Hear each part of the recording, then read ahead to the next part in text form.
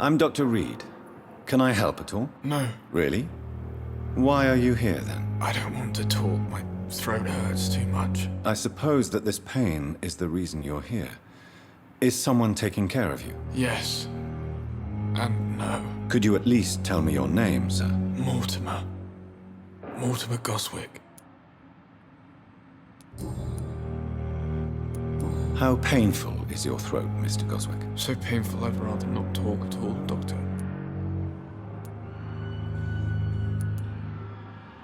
I'm sure you realize a doctor and his patient have to communicate, sir. Would it help if I gave you some paper and a pen? Not really. I see. Then maybe it's not just your throat that hurts, Mr. Goswick. Perhaps your sore throat is just the consequence of something more hurtful. Yes, maybe. But I don't want to talk or even write about it now. How painful is your throat, Mr. Goswick? So painful I'd rather not talk at all, Doctor. I'll let you get some rest, then. I'm all right. Don't waste your time with me. Good evening, madam. Can I help you? It's my son who needs you, sir. I'm Dr. Jonathan Reed. How can I help your son? I'm Beatrice Goswick, mother of Mortimer Goswick. Could you check on him, please, Dr. Reed? I've heard much of your talents as a physician. What can you tell me about yourself, Mrs. Goswick? Not much to say. Just take care of my Mortimer and I'll cover all the expenses. That's all that matters.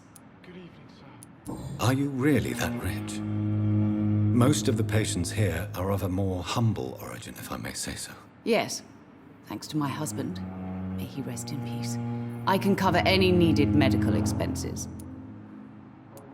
May I ask if you have an occupation, Mrs. Goswick? I'm a teacher by profession. I teach young women who are more ambitious about their futures than their families. What do you think of your reception here? Any complaints? I have had the uttermost reservations about this hospital since we arrived. But we had no other choice, considering the state of emergency. Is there something in particular that's bothering you? Some of the staff were not especially welcoming. I suspect they're not accustomed to dealing with patients of such social standing. Tell me more about your arrival at the Pembroke Hospital. What gave you such a bad first impression? The ambulance driver was quite rude, for a start.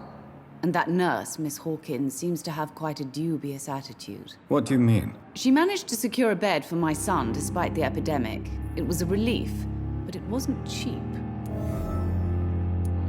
She charged you for a bed? Yes, and I paid without question, considering the urgency of the situation. I share your concern, Mrs. Goswick. Be sure that I'll talk to the people involved. I don't expect compensation, Dr. Reed. But I'm aware such behavior would not be tolerated in other hospitals.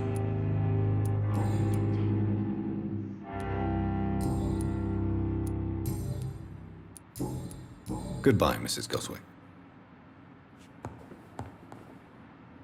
Good evening, Mr. Goswick. How are you? I'm okay.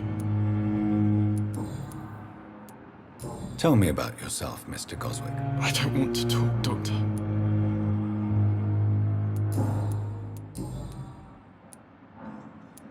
Why did your mother have you hospitalized here?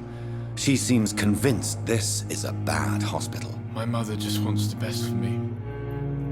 She won't rest while I'm here. She'd go all the way to hell and back to help me. Pembroke Hospital may look unorthodox, but rest assured, you're in good hands here. It's not me you have to convince, Dr. Reed. It's my mother. Is your mother bothering you? As your doctor, I can ask her to leave you alone if you would prefer. That's tempting, Doctor. But you have no idea what my mother is capable of. She would tie herself to my bed if you asked her to leave. How painful is your throat, Mr. Goswick? So painful I'd rather not talk at all, Doctor. I have to go now, sir. But don't hesitate to contact me if you need any help. I'm all right. Don't waste your time with me. Good evening, Doctor. How is my son doing?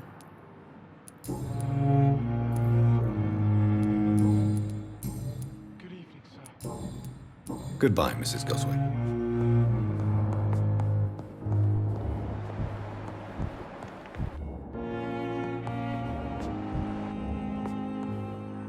What can I do for you, Doctor? Thank you, nurse.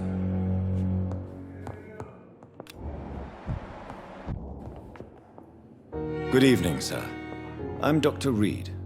May I help you? I don't know if a third opinion is needed.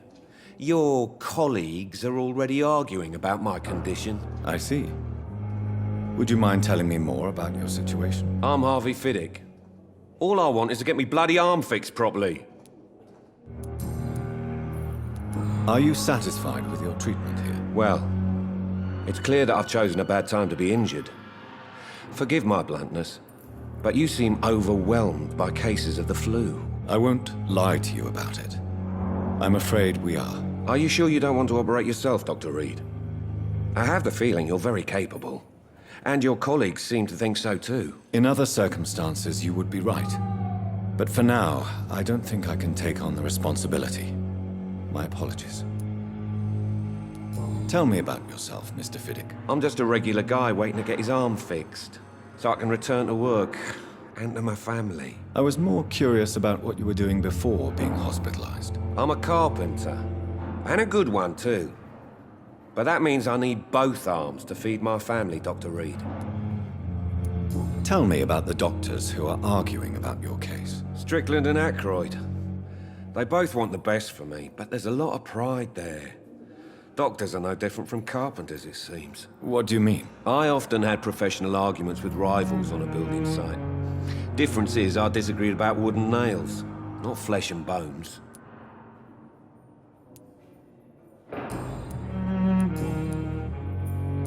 Tell me about your injury, Harvey. Why do you feel so guilty about it? My wife died because of me. And now I may lose everything because I've been careless enough to hurt myself. What an arsehole. How could your job be responsible for your wife's death? I was working a double. She went out to bring me a hot meal and got caught in a German bomb raid. You can't hold yourself responsible for your injury, Mr. Fiddick. Unless you tried to hurt yourself. Of course I didn't hurt myself.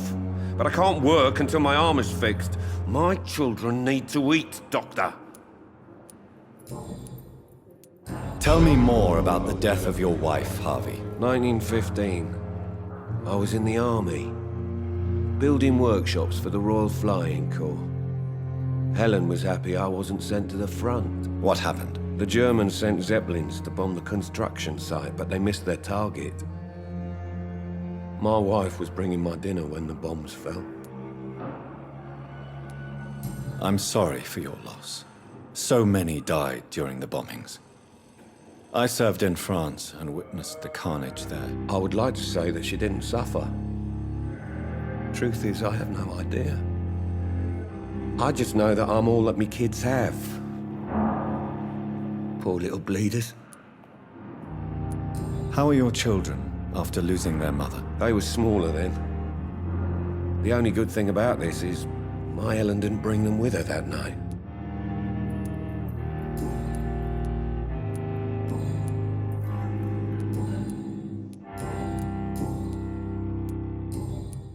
Goodbye for now, Mr. Fiddick. I'll see you later. My sweet girl. Reads me like a book.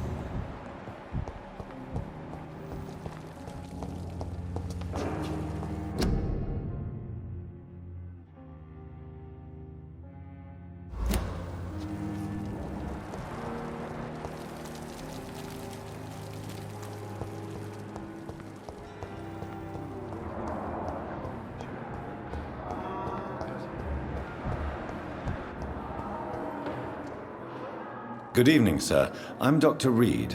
I believe we're going to be colleagues. Reed, yes, I've been informed about your arrival. I'm Waverly Ackroyd. Welcome aboard, I suppose. Does my arrival inconvenience you in some way, Dr. Ackroyd? Let us just say that I don't particularly share Dr. Swans's enthusiasm for hiring you. What we need here are reliable professionals, not overrated dabblers.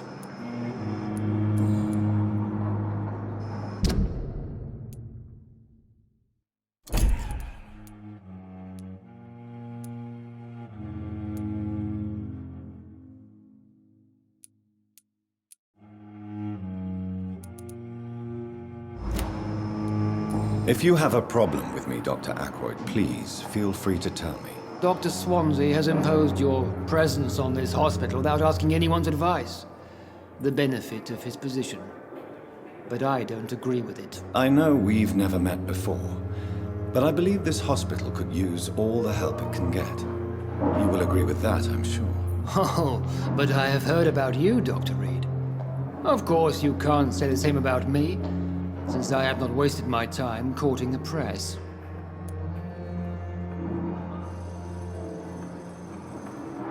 Do you need my assistance? Not at all. I'm sure that you are used to gaining people's trust with your impressive skills. Well, it will not be the case with me.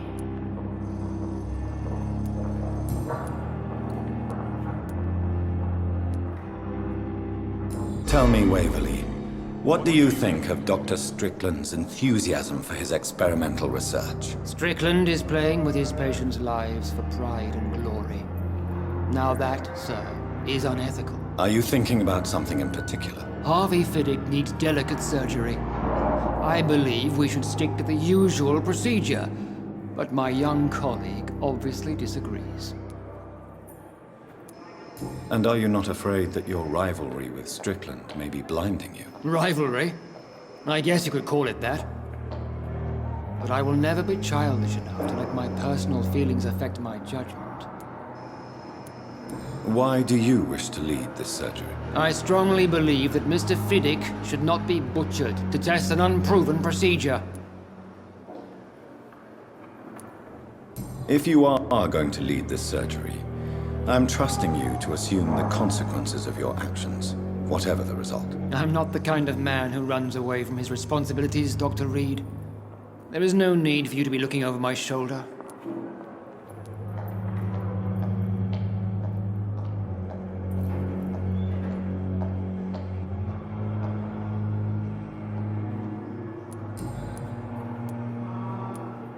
Since your tenure in this hospital is longer than mine, perhaps you can tell me more about this place. Let's just say I'm tired of the carelessness around me.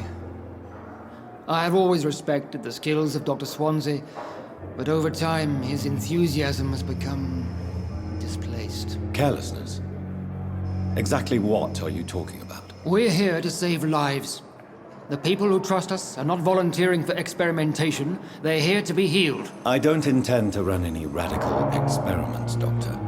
Even if I, as any good practitioner should, express an interest in pushing the boundaries of medical research. Modern medical methods were created through audacity and ego.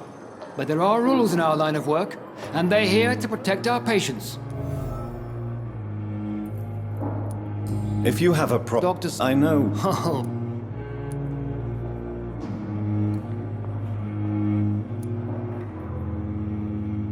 Aren't you too old for such jealousy? It really won't do you any good, you know. don't be ridiculous, Dr. Reed. A simple glance is enough for me to know you have nothing for me to envy.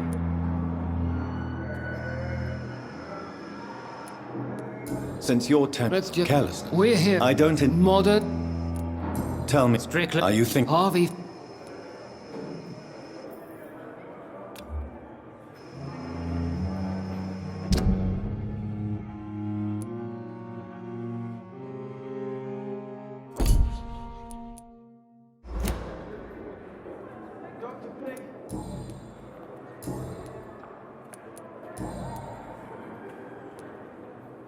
I don't know what you've heard about me, but I have already proved my value as a practitioner. I don't question your skills, Dr. Reed, but your motive. Is it money, fame, or are you truly dedicated? And what exactly is that supposed to mean? I served in the war just like you. But unlike you, I did not use the wounded to play the modern sorcerer. Be careful what you insinuate, Dr. Ackroyd. I only want you to admit you used those men to improve your theories. This is ridiculous. My blood transfusion technique saved many lives, and you know it. You see? That is exactly what I hate about people like you. You avoid this kind of accusation instead of facing reality. It seems you have bad memories of your military service. I refuse to see this industrial slaughter as scientific progress. War only reveals the worst in men. We can at least agree on something, Dr. Ackroyd. Thank you for your time. We'll talk later.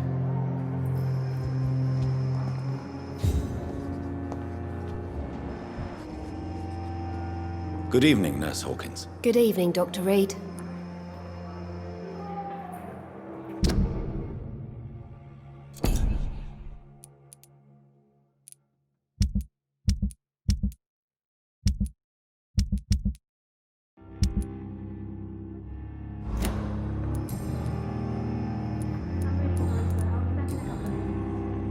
Pepper, are you sure you want to leave this hospital? To become a nurse was a little girl's dream.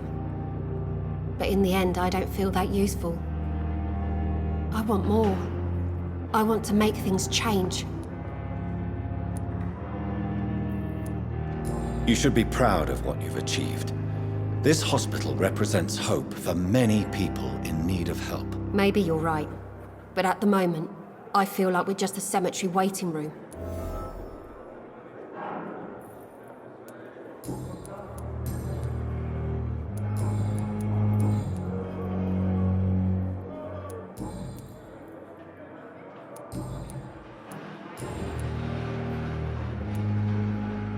Goodbye, Nurse Hawkins.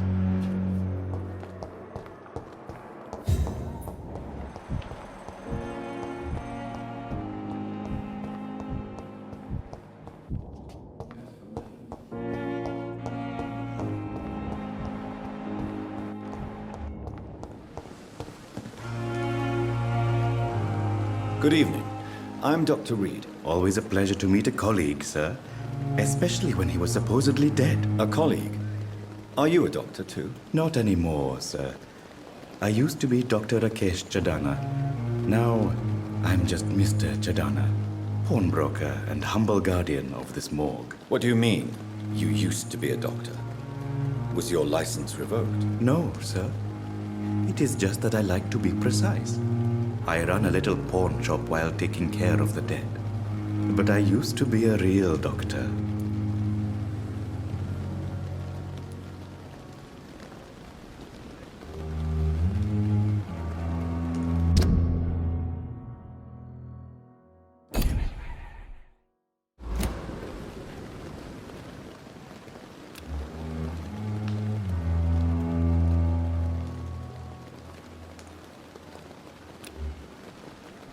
Do you need medical attention? I'm feeling all right, Doctor. But perhaps it is because I, too, am used to the smell of the dead. Do you work here alone? Yes, very easy work, sir. All I have to do is watch a few bodies. The situation was very different when the main morgue was still open. Why do you have to watch these bodies? Because these poor fellows have no names. We keep them in case someone comes looking for the missing. Sadly, very rarely happens. Why close the hospital's main morgue? It was for sanitary reasons after the beginning of the epidemic. Cadavers had to be moved to the nearest mass grave.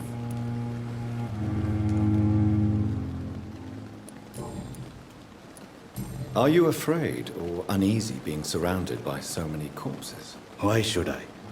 These bodies are empty vessels. Flesh left to decay. Poof! No soul anymore. All gone. An interesting point of view. And quite an exotic one, too. Most people fear, or at least have a respect, for dead flesh. Sir, as a medic during the war, I learned to face my death and the death of others. It's the pain we have to tame, not death itself. How did you get this job? After I left the army, I worked as an undertaker down by the docks. A dangerous place with many an unpleasant business there.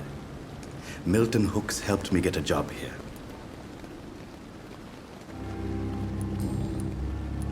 Have we met before? I don't think so, sir.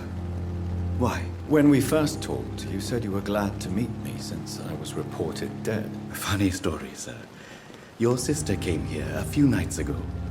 You were missing. and she was looking for your body. She must be very relieved now.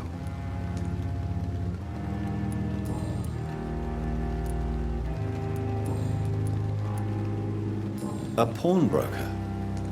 I expect you get all types of people here. Yes, sir. All kind of people. For I sell all kind of goods.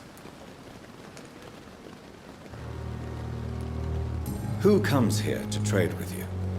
It's very unhygienic, even unsafe. Diseases can spread. For the customers, for the hospital. I'm very cautious, sir. I've been a doctor, remember? And all my clients are good people. In fact, I think I only know good people.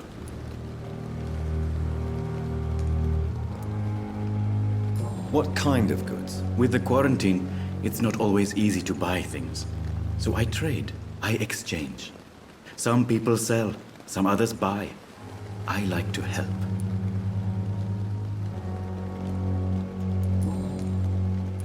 Since you're not afraid of dying, do you believe in life after death, Rakesh? No.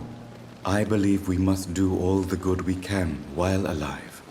For our time is short, and the obstacles are endless. Do you think you would enjoy immortality as a concept? I don't think so. Don't mistake me. I love life, and I'd like to live a long life. But everything has to decay, sir. Even goodwill. Do you really believe goodwill cannot last? As I said, sir, everything decays. If I was to never die, goodness, I would be bored or worse. And I like to be helpful, sir. Quite depressing, wouldn't you say? Yes, but the good news is we'll all die before losing our humanity, sir. So you're ready to die? No, I am not. I don't fear death, for I won't see it. What troubles me is the pain my death will inflict to those I know. You're a wise man, Mr. Chidana. No, Dr. Reed, I am a foolish man. But I like to think otherwise.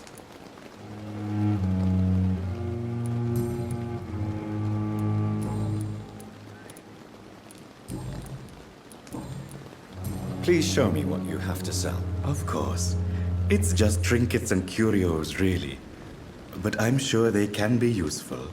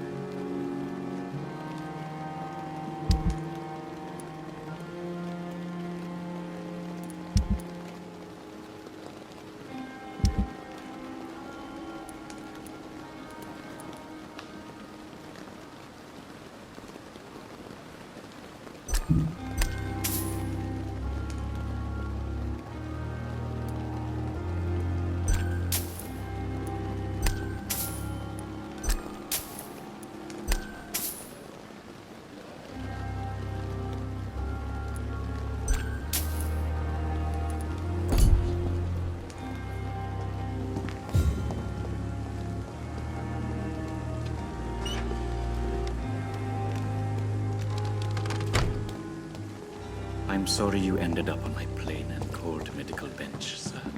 It's locked. I'm very angry about this unfair situation.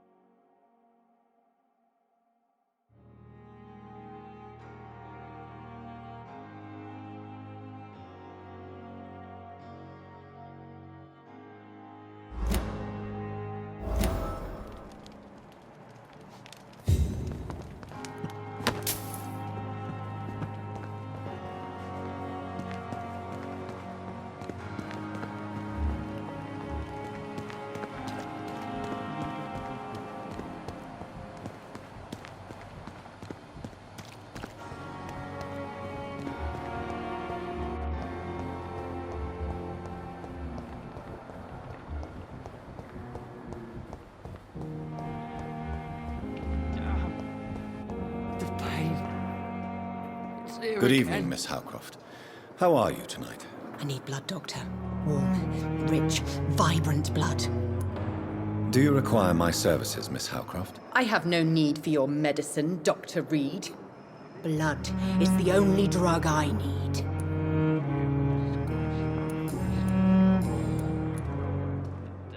I'll leave you, Mistress of the Dark, to your nocturnal activities. Time has lost its effect on me, but the suffering continues. Good evening, Mr. Elwood. Evening, Dr. Reed. How close are you to Miss Hawcroft? Are you aware that she thinks she is a vampire? To wait for her next nibble is the best reason to stay here. Every time she approaches my bed, she treats me like something tasty. A normal person. Aren't you afraid? She may hurt you if the game goes too far. She's quite harmless, I can assure you. Her head's broken inside is all. While I'm busted on the outside. But she's still beautiful. Living proof that there's hope for me.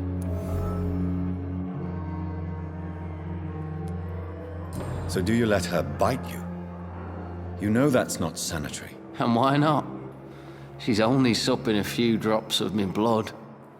And the pain, it's real for once. She could decide to bite less willing patients. Then it's another good reason for me to stay here, Doctor. You do realize she's mentally disturbed. It's called the Cotard syndrome. She truly believes she's a vampire. In her madness, she never refers to my scars. And frankly, if I could, I'd join her world. It seems much more fun than the real one.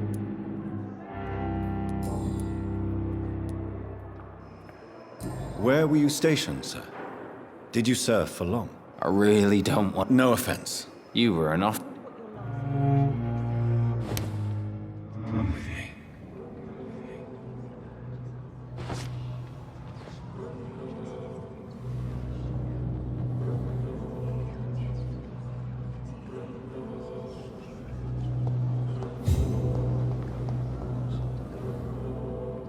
Hello again, Dr. Reed. I feel better already. Can I go soon?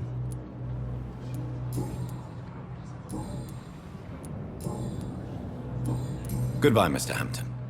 We'll talk again later. I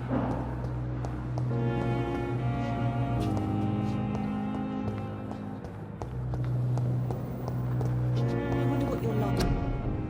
I have wasted too much energy for so little result. The pain. It's here again. Thoughts would be so.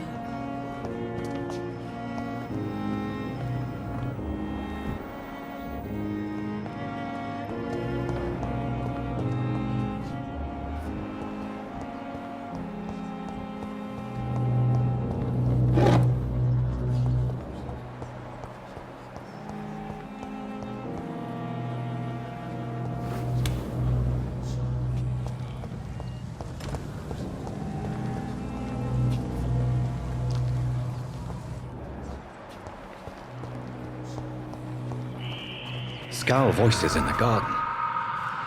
I should investigate. If they were to find somebody.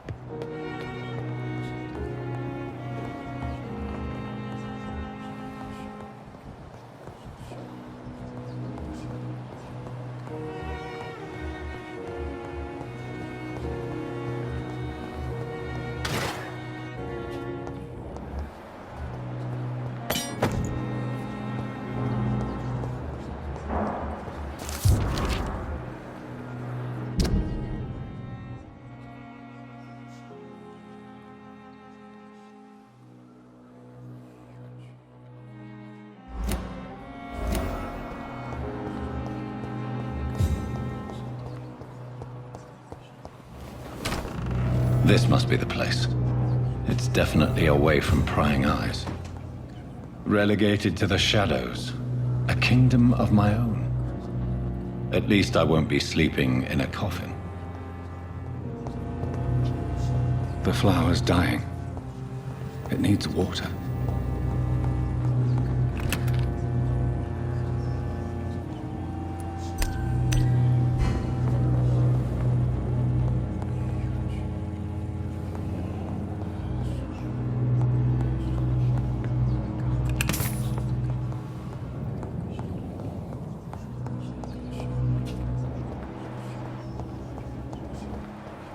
The flower's dying. It needs water.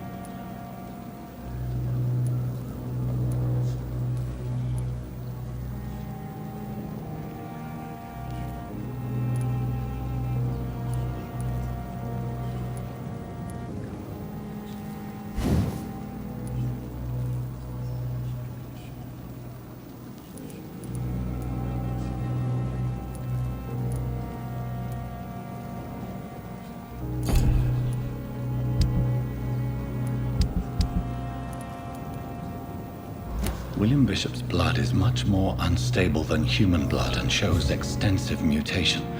But this is not what happened to me. I must keep on searching. The sun is about to rise. I can feel it.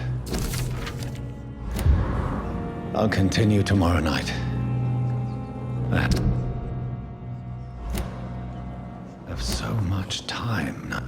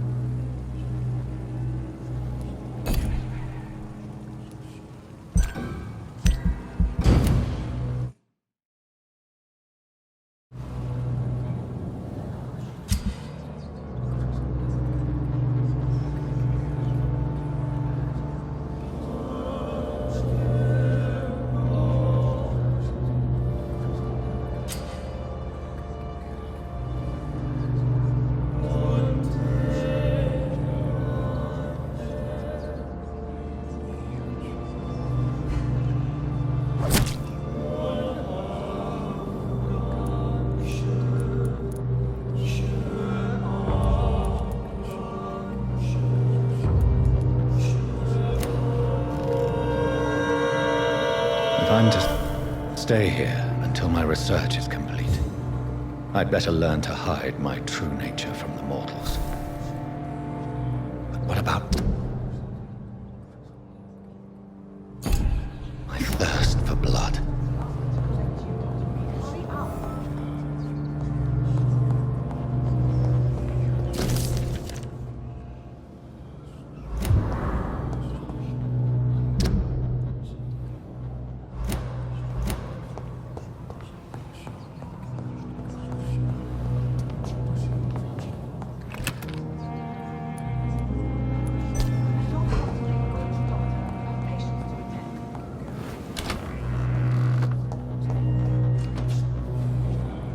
Yes, Nurse Crane? How can I help you? I'm so sorry. I know Dr. Swansea wanted you to rest, but we have somewhat of a crisis. A crisis, you say? Our supply of antiseptics is nearly depleted. I was hoping there was another box up here, but...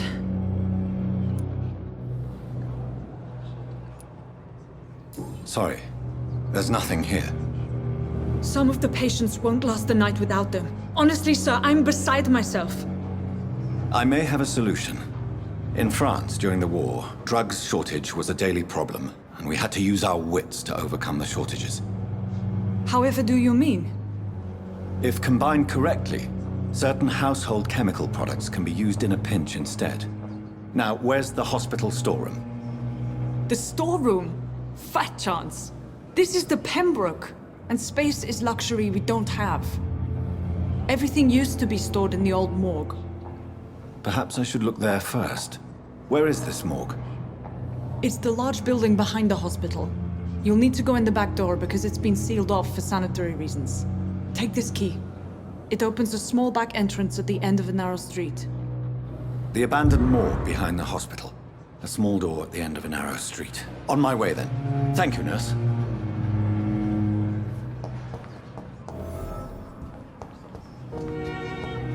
It's locked, all right.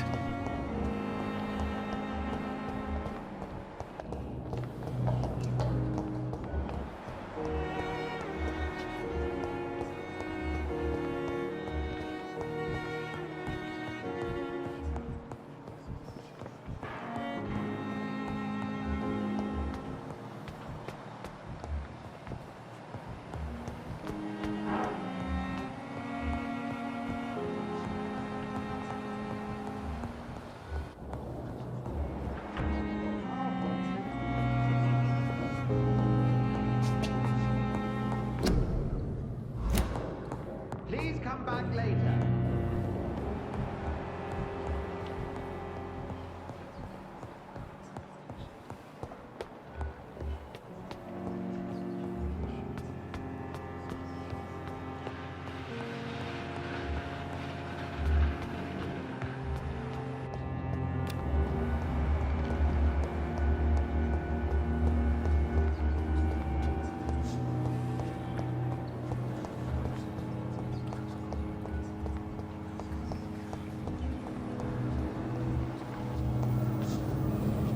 Good evening, Miss Howcroft. How are you tonight? I need blood, Doctor. Warm, rich, vibrant blood. Tell me, Thelma, why do you feel so attached to Mr. Elwood? Why him? I'm not sure, Doctor. I think we have a bond of some sort. We've both suffered so much. He's the only mortal I find interesting. Do you plan to make him a vampire too? Of course not. How could I inflict my curse on anybody else? I'm not that cruel, Doctor. Would you say you and Mr. Elwood are romantically involved? No. No, Thomas is a delicate soul. Even though he disguises it. But I am not the woman he needs. No, for I am a vampire, Doctor. Do you require my services, Miss Howcroft? I have no need for your medicine, Dr. Reed. Blood is the only drug I need. Tell me, Thelma.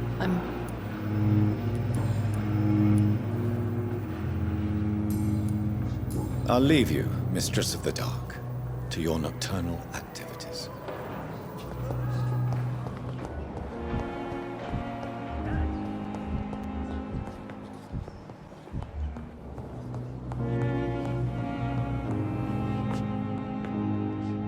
Good evening, Mr. Goswick. How are you? I'm okay.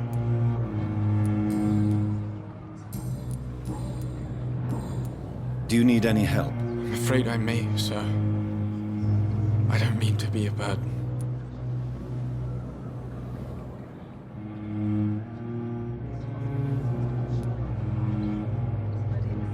I will see you later. I have to go now, sir. But don't hesitate to contact me if you need any help. Good evening, sir. Good evening, Doctor. How is my son doing?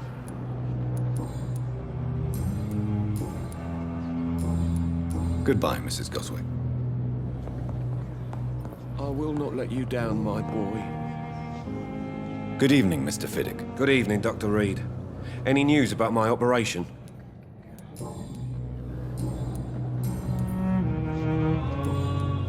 Is there anything else that's bothering you? Can I help in any way? I'm all right.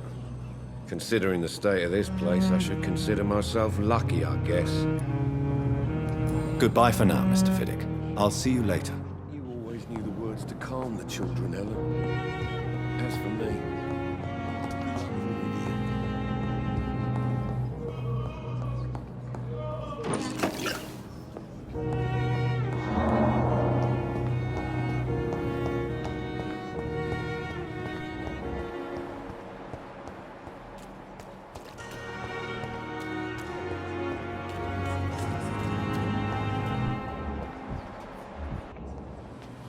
Good evening, sir. So it is true. The famous Dr. Reed has joined us. I can't think of any better news during these terrible times. Do we know each other? Actually, yes. We met once before, at the Rockefeller University in New York. Dr. Tippett's, yes, I remember. I was assisting Professor Carell in his research about coronary bypasses. He had nothing but praise for you. He was also very confident about your future. And look at you now. Eminent surgeon and blood transfusion specialist.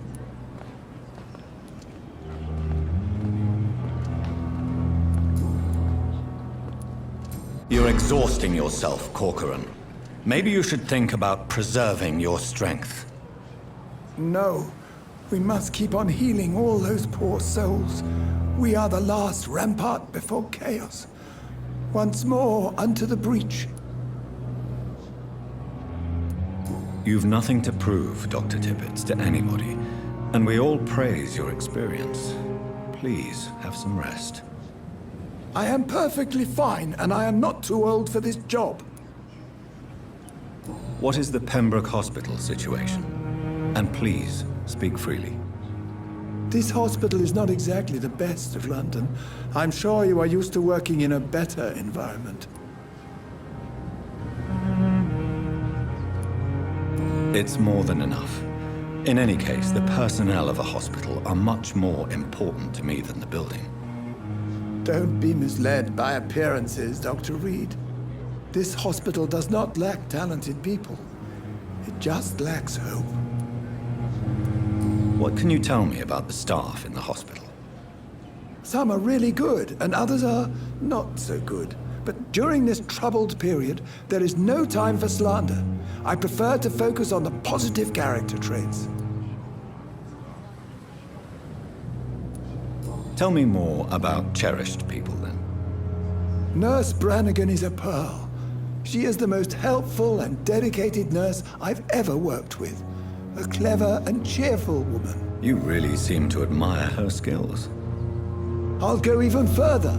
If she was a man, she would be a damn fine practitioner.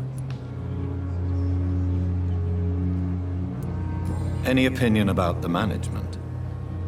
I don't always agree with Dr. Swansea's reserve, but I must admit he does all he can to keep this facility running during this crisis. Ah, yes, the burden of command. I was fed up with this concept while serving as a medical officer. Don't get me wrong. Swansea's a good administrator. I just wish he would get out of his office now and again.